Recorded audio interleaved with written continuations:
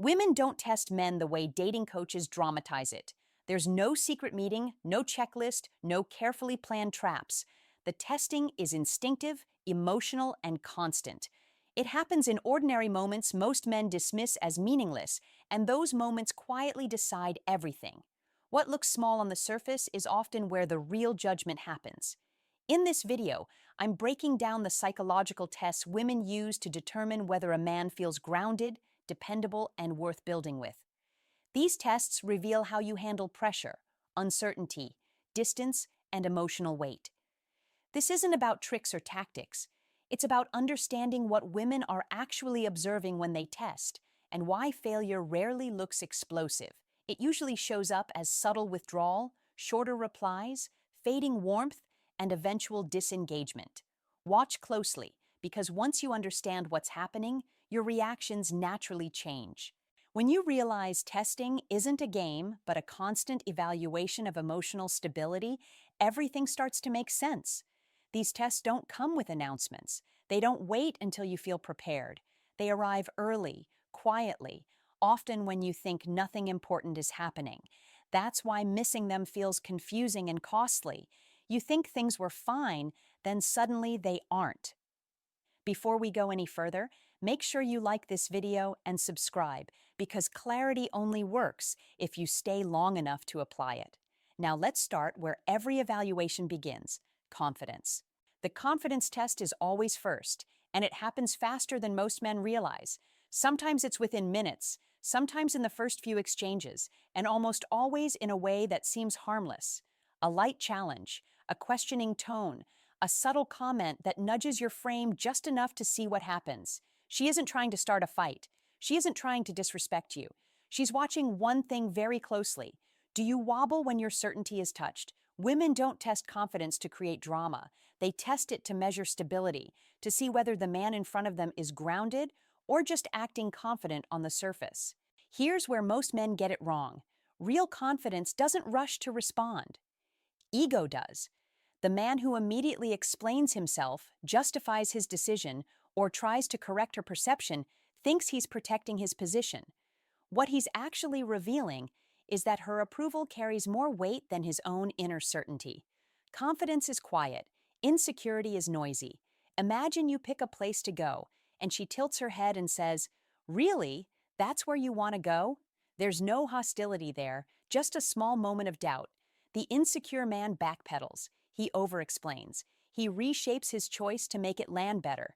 The confident man doesn't tense up. He doesn't argue. He doesn't sell. He pauses, stays relaxed, and stands where he already stood, not because he's stubborn, but because he doesn't need validation to remain centered. He lets the moment breathe, and when he does, she relaxes too because she's learned something critical. You're not easily rattled. You're not ruled by emotional pressure. You can be challenged without breaking. That's what this test is really measuring. Not dominance, not aggression, stability. The man who stays calm sets the emotional tone of the room. The second test is the jealousy test, and it's never as obvious as men expect.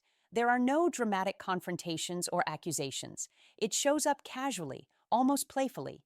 She mentions another man, an ex, a coworker, someone who showed interest in her, or she leans into attention around her just enough for you to notice. The focus isn't actually on that other man.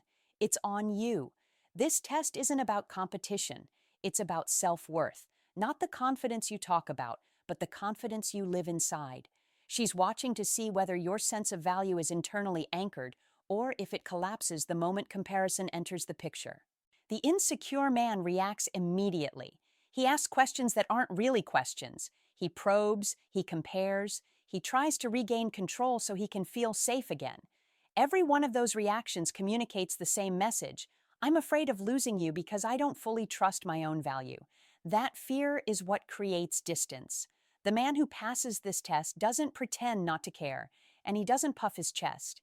He stays steady because he already knows where he stands. He doesn't interrogate, he doesn't compete, he doesn't feel the need to remind her why he matters. His calm isn't indifference, it's certainty. One man tightens the moment another name enters the conversation. His tone shifts, his energy changes, the space feels smaller. The other man remains unchanged. same posture, same pace, same presence. Nothing needs to shift because nothing is threatened. When you don't guard your value, it signals that your value isn't fragile. When you don't react, it shows you don't see other men as rivals, just background noise. That's when the test ends. The third test begins the moment she says, "I'm fine." Most men hear information. Women are sending a signal. "I'm fine" rarely means everything is resolved. It means she's watching how emotionally aware and regulated you are. She's testing whether you can sense emotional shifts without being spoon-fed, and whether you can hold space without panicking or pushing. The man who immediately pressures her to talk, demands reassurance, or grows anxious about fixing the moment fails without realizing it. He shows that discomfort controls him. The man who stays present, grounded, and emotionally available without forcing a resolution communicates safety. He doesn't chase the emotion or avoid it. He allows it. And that's the deeper pattern across all these tests. Women aren't looking for perfection. They're watching how you carry yourself when things aren't perfectly smooth. Stability under subtle pressure is what keeps attraction alive. This test isn't about honesty at all. It's about perception, about whether you can read emotional context without getting pulled into emotional turbulence.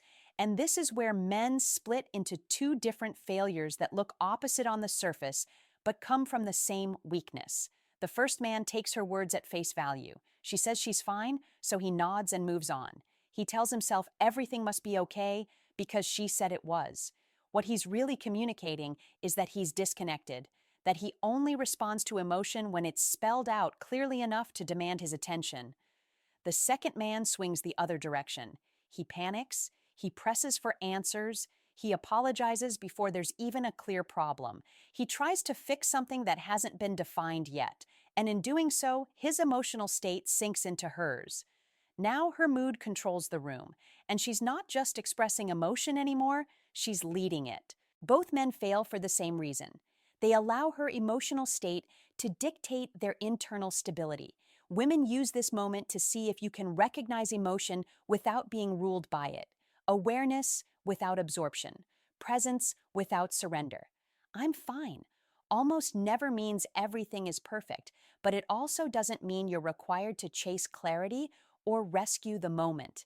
That's where most men lose their footing.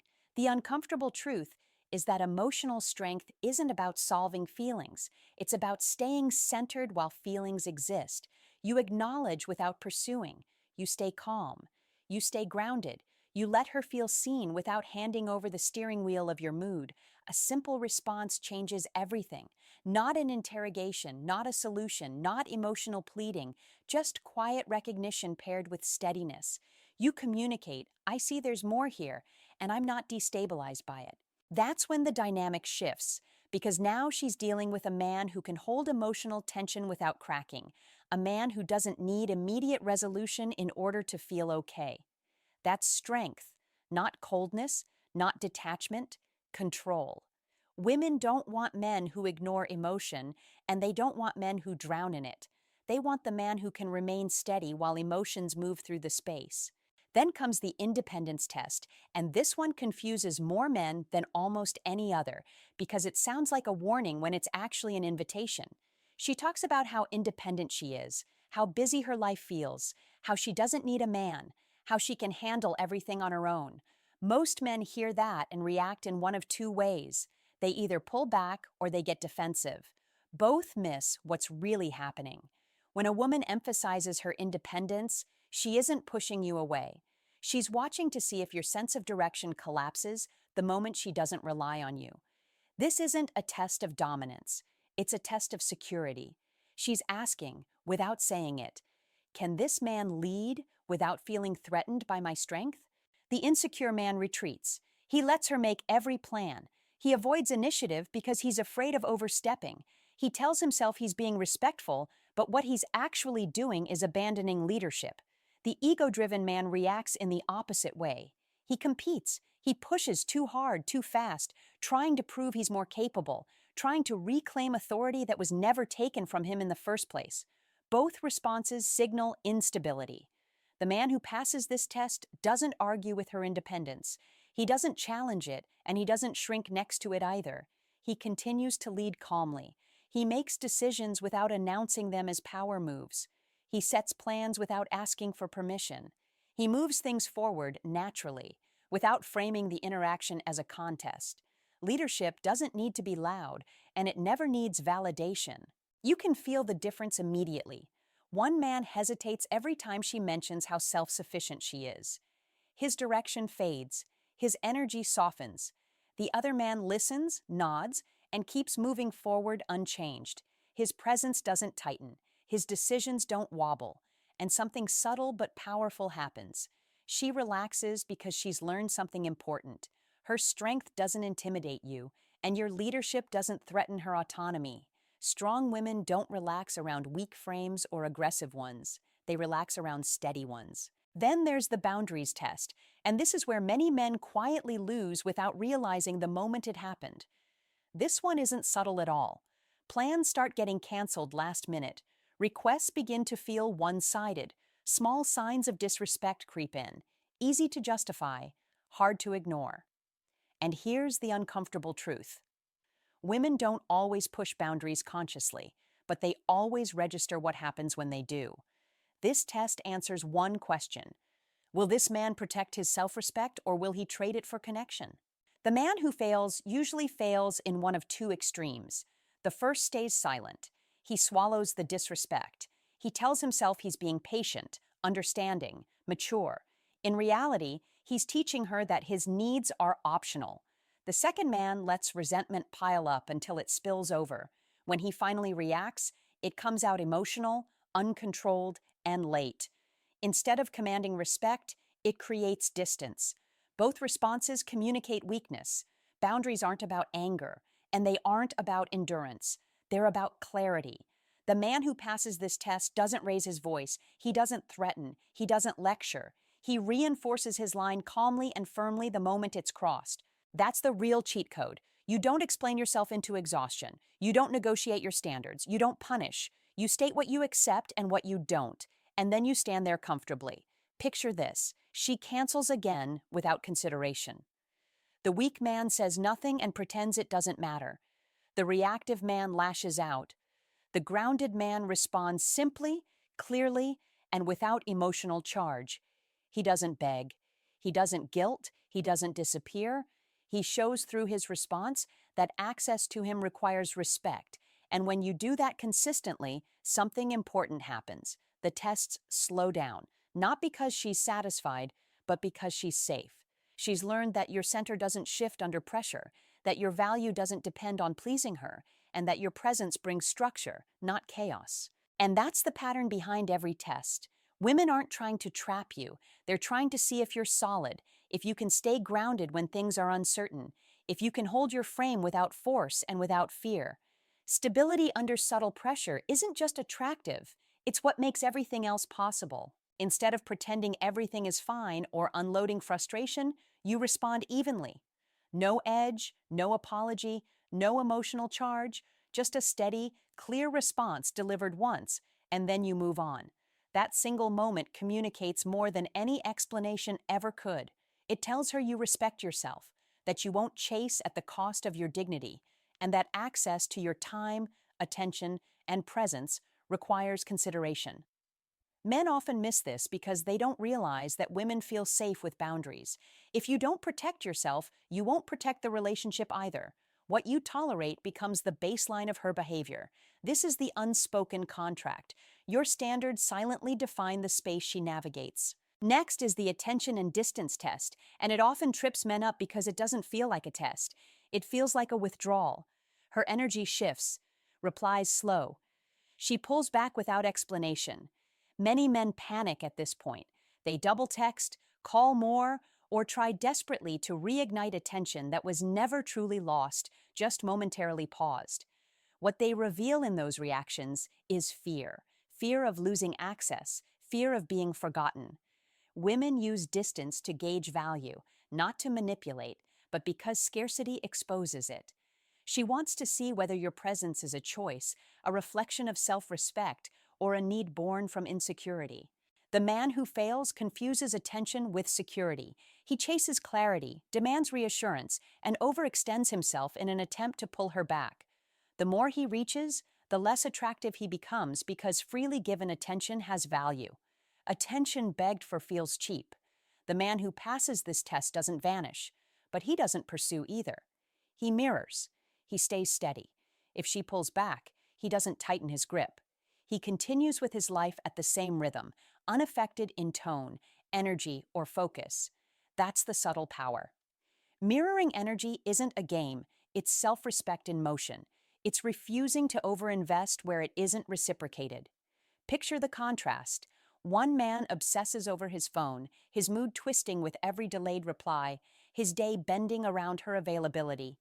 The other man moves forward, steady, present, unaffected. When she returns, she meets him exactly where he is, and the dynamic flips, not because he withdrew affection, but because he never depended on it. Women are drawn to men whose attention feels earned, not guaranteed, to men who give time intentionally, not men who leak it under fear. Then comes the support test, and this is where good intentions often sabotage attraction. She comes to you with a problem, vents, talks in circles, and then says something most men misinterpret. I don't need a solution, I just need you to listen. Many men hear that as inefficiency or irrationality. Women hear it as a filter. This test isn't about fixing anything. It's about understanding when to lead and when to simply be present. Most men fail because they move too fast. They interrupt with advice, offer solutions before she feels heard, and inadvertently communicate, "Your emotions make me uncomfortable. I need them to stop." That is not support. It's avoidance disguised as competence. The man who passes doesn't rush. He listens fully, acknowledges what she's feeling, and lets her land without steering the conversation forward. Validation comes first, leadership later. Validation isn't agreement, and it isn't weakness, it's recognition. Picture the difference. One man jumps in with fixes, and she shuts down. The conversation ends unresolved. The other man stays present, reflects what he hears, and waits. Only after the emotional pressure eases does he offer perspective, if at all. She feels seen, safe, understood, not managed or babied. That safety creates trust, and trust opens the door to influence because women respond to guidance from men who first prove they can understand without overpowering. Leadership isn't always direction, sometimes it's restraint. Being heard creates safety. Safety creates attraction. Finally, the long-term potential test never announces itself, and it never really goes away. Women are always scanning forward, even in early stages, even when things feel casual. Even when she says she's just seeing how it goes, she's assessing one key thing: where this man is headed and whether he can handle the journey. This test operates on two levels: direction and resilience. Direction is about intentionality, goals, vision, where you see yourself in 5 or 10 years. She doesn't expect perfection. She wants to see motion with purpose. Men who drift day to day, who lack ambition or clarity, fail quickly.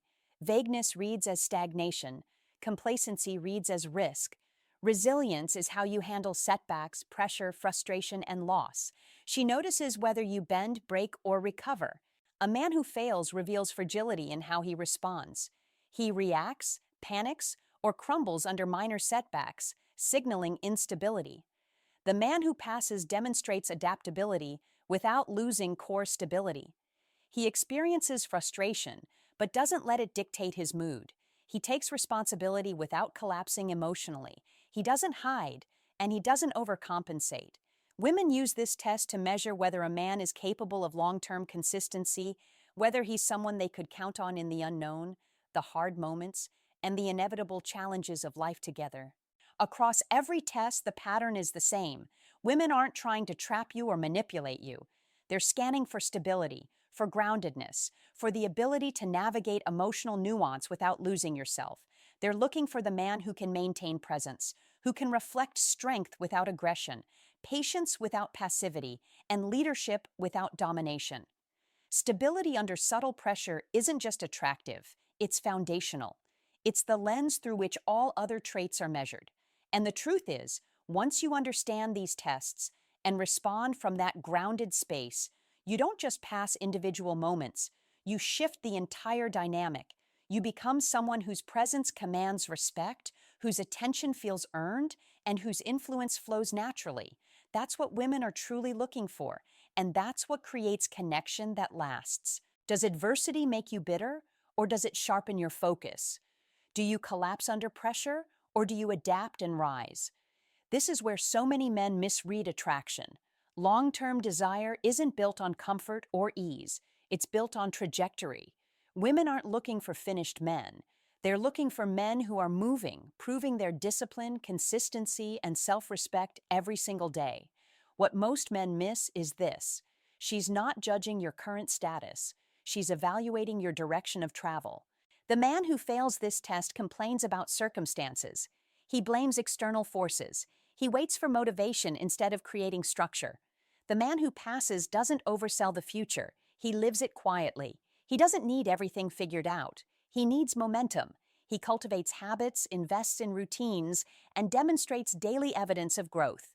Career, personal discipline, physical standards, mental clarity, these aren't promises. They're proof. Because women don't commit to potential. Potential is cheap. They commit to trajectory. When they see you moving forward, especially when it's difficult, something clicks. You're not just attractive, you're viable. If there's one thing to grasp after everything you've just heard, it's this: the tests never stop. They don't vanish once she's interested, and they don't disappear once you're committed. They aren't traps or punishments, they're filters. Most men misunderstand these moments. They think they're games, manipulation, or challenges meant to trip them up. In truth, these are checkpoints, quiet questions she asks herself about the man in front of her. Can he stay grounded? Can he lead without force? Can he hold his value without demanding validation? Passing these tests was never about saying the right thing or performing some scripted move. It's about who you are when pressure shows up. And here's the critical point: the moment you obsess over how to pass her tests, you've already lost frame. Strong men don't focus on being evaluated. They focus on stability, on direction, on protecting their standards, whether anyone is watching or not. That's when something changes. The tests soften. The tension fades. The need to prove yourself disappears, not because she stopped testing, but because you became untestable. If you constantly feel measured, challenged, or pushed, it's not because women are difficult. It's because your frame isn't solid yet. And that's not an insult. It's an invitation. Build a life with direction. Set standards you're willing to enforce. Learn to stay calm when emotions rise around you. When you stand steady, the noise fades. If this message hit where it needed to, make that commitment now. Subscribe, not for entertainment, but for clarity. Like and share this with a man who needs to wake up. And in the comments, tell me which test you failed before and what you see differently now, because awareness is where control begins.